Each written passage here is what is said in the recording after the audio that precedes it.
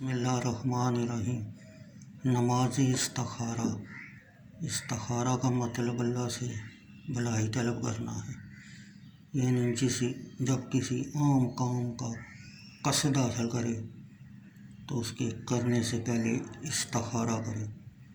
استخارہ کرنے والا گویا اللہ کی بارگاہ میں التجا کرتا ہے کہ اے علام الغیوب، مجھے اشارہ فرما دے کہ یہ کام میرے حق میں بہتر ہے یا نہیں۔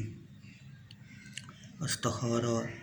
طریقہ استخارہ: پہلے 2 رکعت نماز کے پہلی رکعت میں سورہ فاتحہ کے بعد قل یا ایھا الکافرون اور دوسری میں فاتحہ کے بعد قل ھو اللہ احد پڑھے اور اسلام پھیر کر یہ پڑھے۔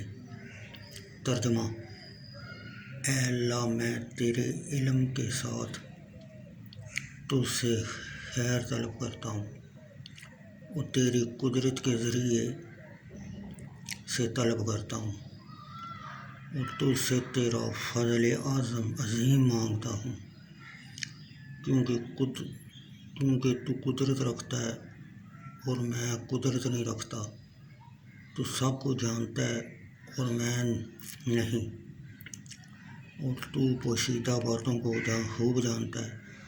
اے اللہ، اگر تیرے علم میں یہ امر عجز کا میں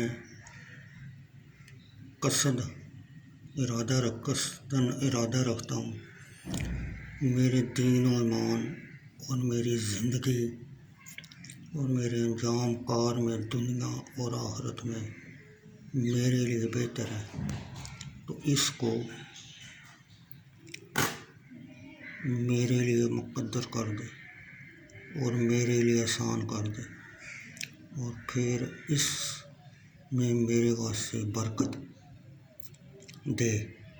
اے اللہ، اگر تو جانتا ہے کہ یہ کام میرے لیے برا ہے